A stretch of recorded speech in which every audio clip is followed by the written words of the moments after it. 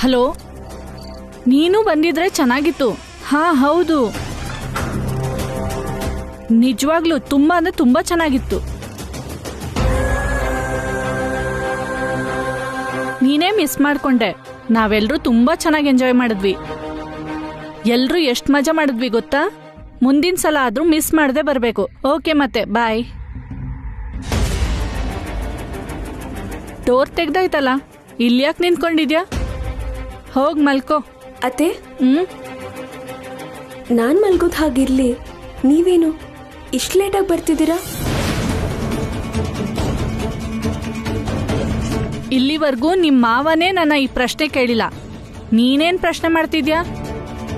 ಪ್ರಶ್ನೆ ಮಾಡ್ತಿಲ್ಲ ಅತ್ತೆ. ಪಾರ್ಟಿ ಹೆಸರಲ್ಲಿ ಹೊರಗಡೆ ಹೋಗಿ ಈ ಥರ ಅರ್ಧ ರಾತ್ರಿಲಿ ಮನೆಗೆ ಬಂದು ಮಾವನವ್ರ ಮರ್ಯಾದೆನ ಹಾಳು ಮಾಡಬೇಡಿ ಅಂತ ಹೇಳ್ತಿದ್ದೀನಿ. ನೀನು ಈ ಮನೆ ಸೊಸೆ. ನಿನ್ನ ಅಧಿಕಾರನ ನನ್ ಮೇಲೆ ತೋರಿಸ್ಬೋದು ಅಂತ ಅನ್ಕೋಬೇಡ. ಒಳ್ಳೆ ವಿಷಯ ಹೇಳಕ್ಕೆ ವಯಸ್ಸು ಸ್ಥಾನಮಾನದ ಜೊತೆ ಸಂಬಂಧ ಇಲ್ಲ ಅತ್ತೆ. ಯಾರಾದ್ರೂ ಹೇಳ್ಬೋದು. ಏನು ಜಾಸ್ತಿ ಮಾತಾಡ್ತಿದ್ಯಾ? ನಿನ್ ಹದ್ಬಸ್ತಲ್ಲಿ ನೀನಿರು. ಅವಳ ಮೇಲೆ ಯಾಕೆ ಹಾಕುಗಾಡ್ತಿದ್ಯಾ? ಈ ತರ ರಾತ್ರಿ ಎಲ್ಲ ಹೊರಗಡೆ ಸುತ್ತೋದು ಒಳ್ಳೇದಲ್ಲ ಅಂತಿದ್ದಾಳೆ. ಅದು ತಪ್ಪೇನಾ? ನನ್ ದೃಷ್ಟಿಲ್ ತಪ್ಪೆ. ನನ್ ಬಗ್ಗೆ, ನನ್ ಲೈಫ್ ಸ್ಟೈಲ್ ಬಗ್ಗೆ, ಹಾಬೀಸ್ ಬಗ್ಗೆ ನಿಂಗೆ ಚೆನ್ನಾಗಿ ಗೊತ್ತಲ್ವ ಚಿಕ್ಕಮ್ಮ? ಸ್ವಲ್ಪ ಇವಳಿಗೆ ಅರ್ಥ ಆಗೋಗಿ ಹೇಳು.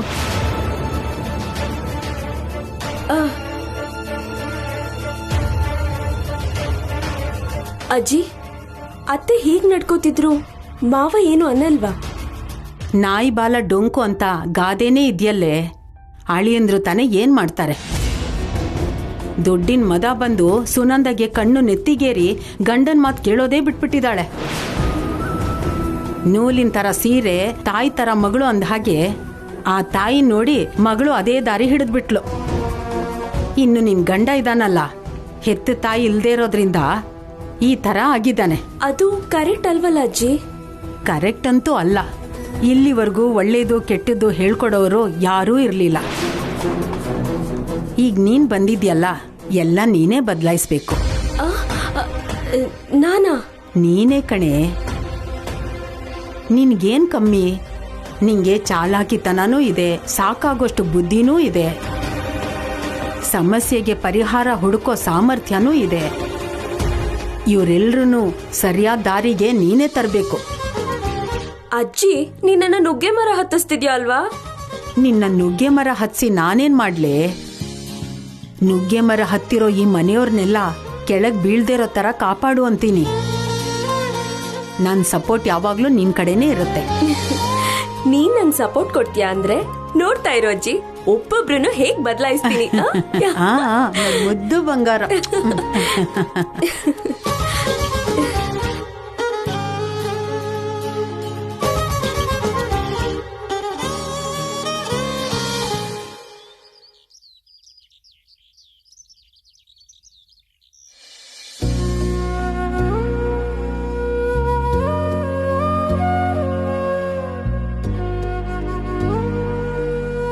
ಅತ್ತೆ, ಅತ್ತೆ, ಕಾಫಿ ಅಲ್ಲಿಟ್ಟು ಹೋಗು.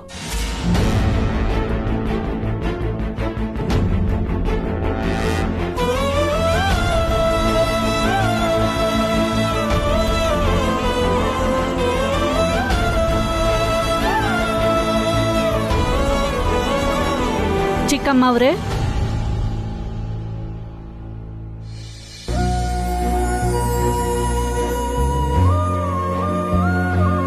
ರಾಧಮ್ಮ, ತಾಯಿ ಮಗು ಚೆನ್ನಾಗಿದ್ದಾರಾ? ಚೆನ್ನಾಗಿದ್ದಾರಮ್ಮ. ನಿಮ್ಗೇನು ಸಮಸ್ಯೆ ಇಲ್ಲ ತಾನೇ? ಏನೂ ಇಲ್ಲ ಮೇಡಮ್. ನಿಮ್ ದಯೆಯಿಂದ ಬದುಕ್ಬಿಟ್ಲಮ್ಮ. ನಂದೇನಿದೆ ರಾಧಮ್ಮ, ಭಗವಂತನ ಆಶೀರ್ವಾದ.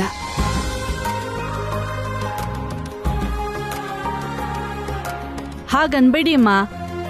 ನೀವು ನೆನ್ನೆ ಟೈಮಿಗೆ ಬಂದು ನನ್ನ ಸೊಸೆಗೆ ಹೆರಿಗೆ ಮಾಡಿಸ್ದೆ ಹೋಗಿದ್ರೆ ತಾಯಿ, ಹೊಟ್ಟೆಲಿರೋ ಮಗು ಇಬ್ರು ಜೀವಂತವಾಗಿರ್ತಾ ಇರ್ಲಿಲ್ಲಮ್ಮ.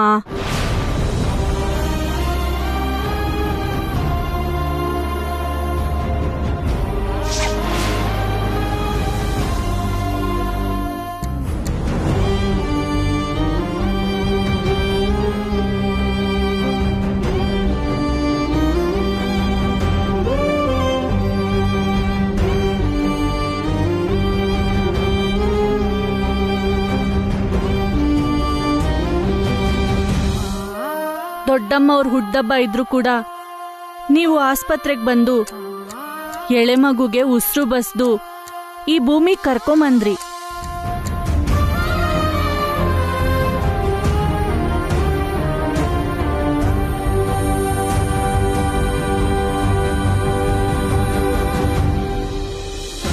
ಕೈ ಎತ್ತಿ ನಮಸ್ಕಾರ ಮಾಡೋದ್ ಬಿಟ್ರೆ ನಿಮ್ ಋಣನ್ ಯಾವತ್ತೂ ತೀರ್ಸಕ್ಕಾಗಲ್ಲಮ್ಮ. ಅಂಥ ದೊಡ್ಡ ಮಾತೆಲ್ಲ ಯಾಕೆ ರಾಧಮ್ಮ?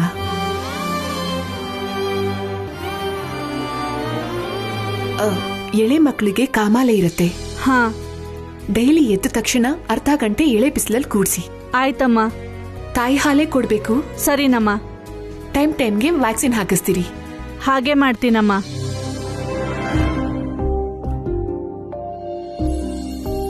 ಅಮ್ಮವ್ರೆ, ನಿಮ್ ಥರನೇ ನಿಮ್ ಸೊಸೆಗೂ ಕೂಡ ದೊಡ್ಡ ಮನ್ಸಮ್ಮ.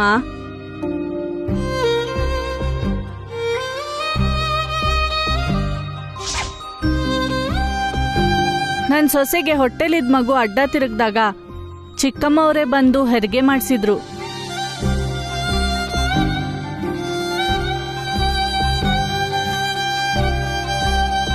ಚಿಕ್ಕಮ್ಮವ್ರೆ, ಮಗುಗ್ ಆಶೀರ್ವಾದ ಮಾಡಿ ನೀವೇ ಹೆಸರಿಡ್ಬೇಕು. ಇವಾಗ್ಲೇ ಹೆಸರಿಡ್ತೀನಿ. ಹೇಳಿ ಅಮ್ಮ. ಸದ್ಗುಣಕ್ಕೂ ಸಂಸ್ಕಾರಕ್ಕೂ ಹೆಸರಾಗಿರೋ ನಮ್ಮತ್ತೆ ಹೆಸರನ್ನೇ ಪಾಪುಗೂ ಇಡಿ.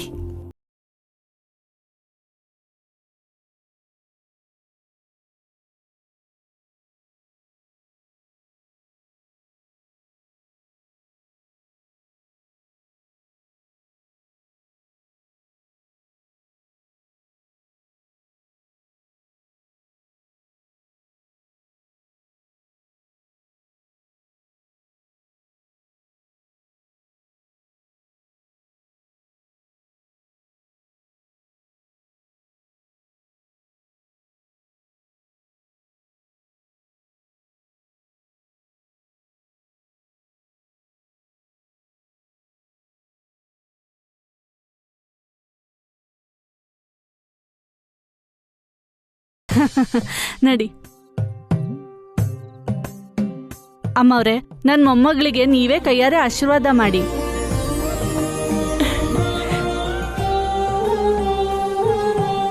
ನೂರು ಕಾಲ ಆಯುರಾರೋಗ್ಯದಿಂದ ಸುಖವಾಗಿ ಬಾಳು.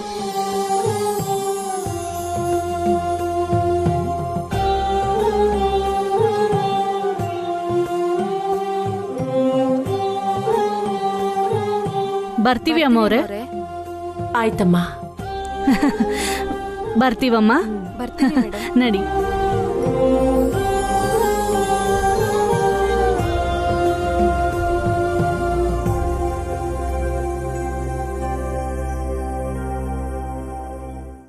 ಅಮ್ಮ ರಾಧಿಕಾ,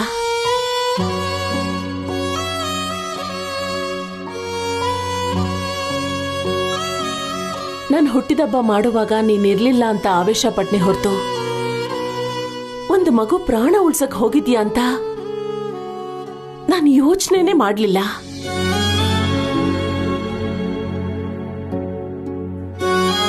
ನೀನ್ ಹೇಳಕ್ ಪ್ರಯತ್ನ ಪಟ್ರು ಕೂಡ ನಾನೇ ಅಡ್ಡ ಬಂದು ನಿನ್ನ ಏನೇನೋ ಬೈದ್ಬಿಟ್ಟೆ. ನಾನ್ ಜೀವನ ಪೂರ್ತಿ ಮರೀದೇ ಇರೋ ತರ 100 ಕಾಲ ನೆನಪಿಡುವಂತ ಉಡುಗೊರೆ ಕೊಟ್ಟಿದ್ಯಾ.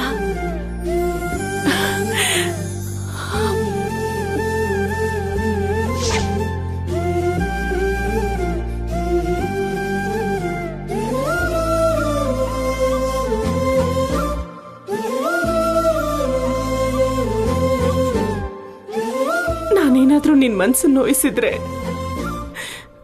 ನನ್ನ ಕ್ಷಮಿಸ್ಬಿಡಮ್ಮ. ಅತ್ತೆ,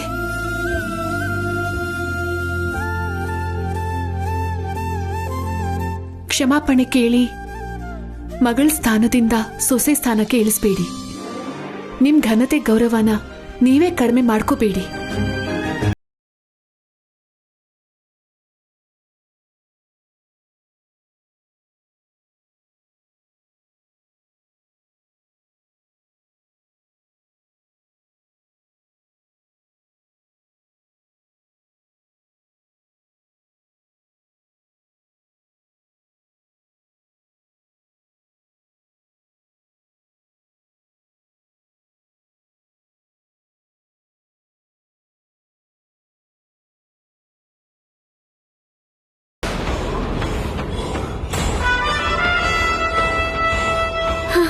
ರಾಧಿಕಾ ಬಗ್ಗೆ ಅತ್ತೆಗ್ ಬಂದಿದ್ದ ಅಭಿಪ್ರಾಯದಿಂದ, ಭಾವಗ್ ಬಂದಿದ್ದ ಕೋಪದಿಂದ ಅವರಿಬ್ರ ಮಧ್ಯೆ ಅಡ್ಡಗೋಡೆ ಕಟ್ಟಿ ಇನ್ ಯಾವತ್ತೂ ಹತ್ರ ಆಗ್ದಿರೋ ತರ ಮಾಡೋಣ ಅಂದ್ರೆ ಸೀನ್ ಎಲ್ಲ ರಿವರ್ಸ್ ಆಗೋಯ್ತಮ್ಮ. ನಮ್ ಸಂತೋಷ ಬೇಸಿಗೆ ಕಾಲದಲ್ಲಿ ಬಂದ್ ಹೋಗೋ ತುಂತುರು ಮಳೆ ತರ ಆಗೋಗಿದೆ. ನಾವು ಗೆದ್ವಿ ಅಂತ ಬೀಗೋದ್ರೊಳಗೆ ಸೋಲು ಕೇಕೆ ಹಾಕಿ ನಗ್ತಿದೆ. ಪ್ರತಿ ಸಲನೂ ನಮ್ ಕೋರ್ಟಲ್ಲಿದ್ದ ಬಾಲು ರಾಧಿಕಾ ಕೋರ್ಟ್ ಹೊರಟೋಗಿದೆ.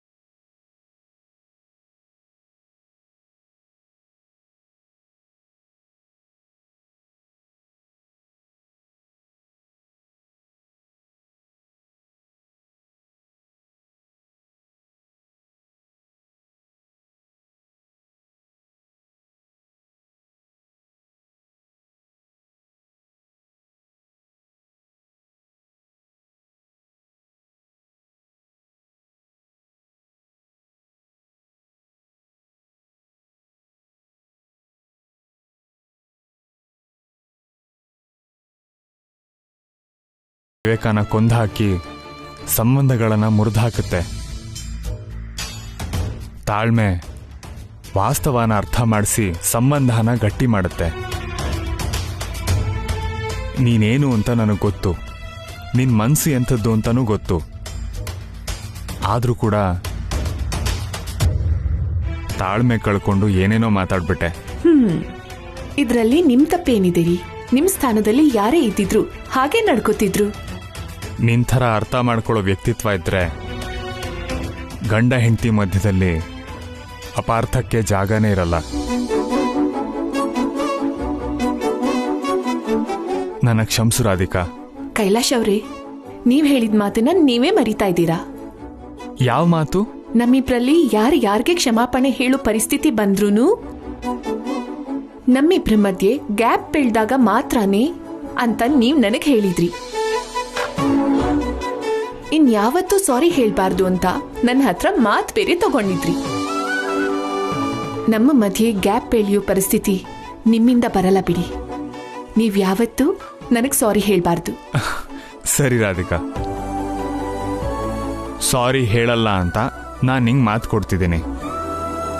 ಓಕೆ, ಇನ್ಯಾವತ್ತೂ ಅವಶ್ಯಕತೆ ಇಲ್ಲದೆ ಒಂದು ಸಲಾನು ನಿನ್ನ ಬೈಯಲ್ಲ. ನಾವಿಬ್ರು ಬೇರೆ ಬೇರೆ ಅಲ್ಲ ರೀ. ನೀವೊಂದ್ ವೇಳೆ ಬೈದ್ರೂ ಕೂಡ ಅದ್ರ ಹಿಂದೆ ಇರೋ ಕಾರಣನ ಅರ್ಥ ಮಾಡ್ಕೋತೀನಿ ಹೊರತು ನಿಮ್ಮನ್ನ ಯಾವತ್ತೂ ತಪ್ಪು ತಿಳ್ಕೊಳ್ಳಲ್ಲ.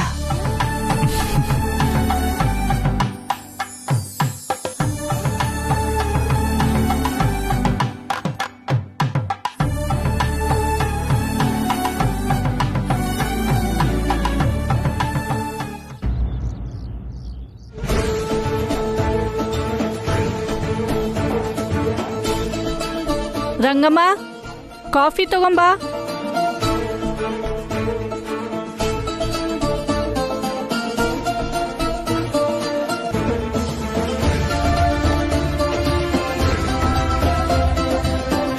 ರಂಗಮ್ಮ, ಕಾಫಿ ಯಾರಿಗೆ? ಅಮ್ಮವ್ರಿ ಕಣಮ್ಮ.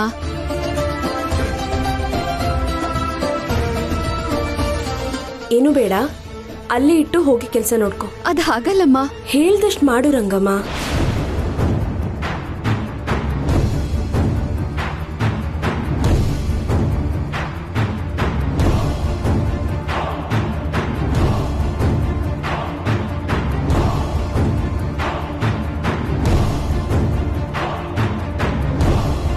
ರಂಗಮ್ಮ, ರಂಗಮ್ಮ,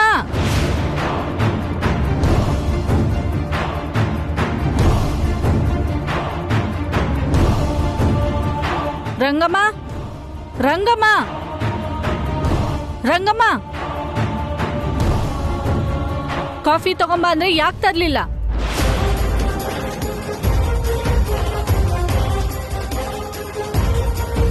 ಹೇಳು, ನಿನ್ನೆ ಕೇಳ್ತಿರೋದು.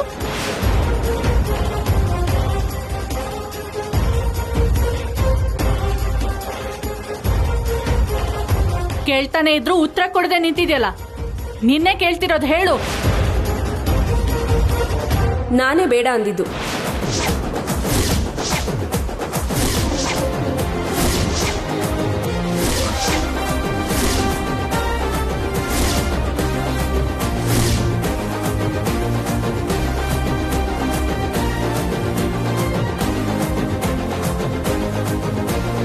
ನಿಂದು ತುಂಬಾ ಜಾಸ್ತಿ ಆಯ್ತು ಪ್ರಿಯಾ.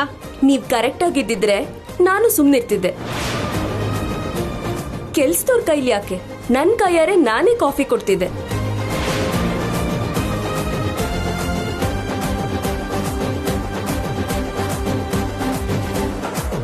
ಜೊತೆಲಿ ಒಬ್ಬ ಸೊಸೆ ಮಾಡ್ಬೇಕಿರೋ ಸೇವೆ ಎಲ್ಲ ಮಾಡ್ತಿದ್ದೆ. ನೀವ್ ಹಾಗಿಲ್ಲ ಅಂತಾನೆ ನಾನ್ ಹೀಗ್ ಮಾಡ್ತಿದ್ದೀನಿ.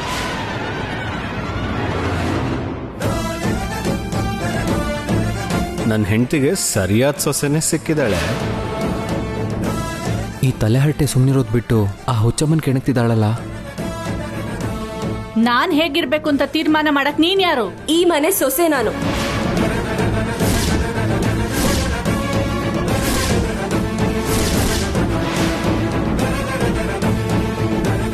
ನಾನು ನಿನ್ನ ಅತ್ತೆ. ನನ್ನ ಮೇಲೆ ಅಧಿಕಾರ ಚಲಾಯಿಸಕ್ ಬರ್ಬೇಡ. ನೀವ್ ಅತ್ತೆ ತರ ನಡ್ಕೋತಿದ್ದೀರಾ? ಮಾವ್ನವ್ರಿಗೆ ತಕ್ಕಾದ ಹೆಂಡತಿ ತರ ಅಟ್ಲೀಸ್ಟ್ ಬದುಕ್ತಿದ್ದೀರಾ?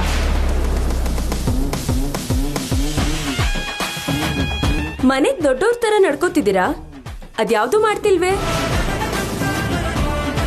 ದೊಡ್ಡವ್ರನ್ನ ಆದರ್ಶವಾಗಿ ಇಟ್ಕೊಂಡೆ ಮಕ್ಳ ವ್ಯಕ್ತಿತ್ವ ಬೆಳೆಯುತ್ತೆ ಅನ್ನೋದು ಗೊತ್ತಿರ್ಲಿ.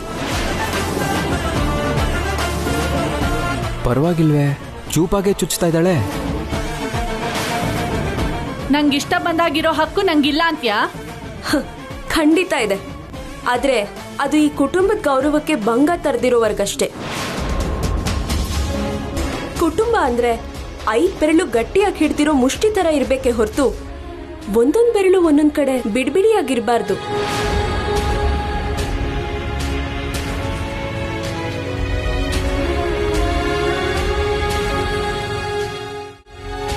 ಪಾರ್ಟಿ ಮಾಡೋದು ತಪ್ಪಲ್ಲ, ಆದ್ರೆ ಸಮಯ ನೋಡ್ಕೊಂಡು ಪಾರ್ಟಿ ಮಾಡಿದ್ರೆ ಅದರಿಂದ ಯಾರಿಗೂ ತೊಂದರೆ ಆಗಲ್ಲ. ನಿಮ್ಮ ಮರ್ಯಾದೆನೂ ಉಳಿಯುತ್ತೆ. ನೀನೇನ್ ನನಗೆ ನೀತಿ ಪಾಠ ಹೇಳಕ್ ಬರ್ಬೇಡ. ನಿನ್ ಹದ್ಬಸ್ತಲ್ ನೀನಿರು.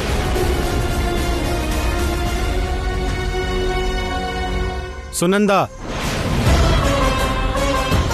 ಕೊನೆಗೆ ಸೊಸೆ ಕೈಲೂ ಹೇಳಿಸ್ಕೊತಿದ್ಯಾ ಅಂದ್ರೆ ಯಾವ ಮಟ್ಟಕ್ಕೆ ಇಳಿದು ಬಿಟ್ಟಿದ್ಯಾ ಅಂತ ಒಂದ್ಸಲ ಯೋಚನೆ ಮಾಡು. ಅಷ್ಟೊಂದು ಯೋಚನೆ ಮಾಡೋಳಾಗಿದ್ರೆ ಹದ್ದು ಪದ್ದು ಇಲ್ಲದೆ ಯಾಕಿರ್ತಿದ್ಲು? ಲಕ್ಷಣವಾಗಿ ಮನೆ ನೋಡ್ಕೊಂಡಿರ್ತಿದ್ಲು. ಏನು ನೀವೆಲ್ಲ ಪ್ರಿಯಾಗ್ ಸಪೋರ್ಟಾ?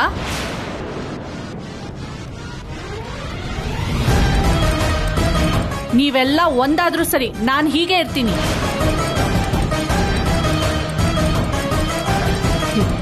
ನೋಡಿ ಅತ್ತೆ, ಗ್ರೂಪ್ ಕಟ್ಕೊಂಡು ಕುತಂತ್ರ ಮಾಡೋದಿಕ್ಕೆ ಇದು ಪಾರ್ಟಿ ಅಲ್ಲ. ನೀವು ಹದ್ಬಸ್ತಲ್ಲಿರೋ ಒಂದ್ ಮಾತ್ರಕ್ಕೆ ನಾನ್ ಸುಮ್ನಿರ್ತೀನಿ ಅನ್ಕೋಬೇಡಿ. ಪ್ರಿಯಾ ಇಲ್ಲಿ ಏನಾದ್ರೂ ಅಂದ್ಕೊಂಡ್ರೆ ಸಾಧಿಸೋವರೆಗೂ ನಿದ್ದೆ ಮಾಡಲ್ಲ. ನಿಮ್ಮನ್ನ ವಾಸ್ತವಕ್ಕೆ ಕರ್ಕೊಂಡ್ ಬಂದು ನಿಮ್ ಜವಾಬ್ದಾರಿ ಅರ್ಥ ಮಾಡಿಸ್ತೀನಿ. ಎಷ್ಟ್ ಜನ್ಮ ಎತ್ತಿದ್ರು ಅದ್ ನಿನ್ ಕೈಯಲ್ಲಾಗಲ್ಲ.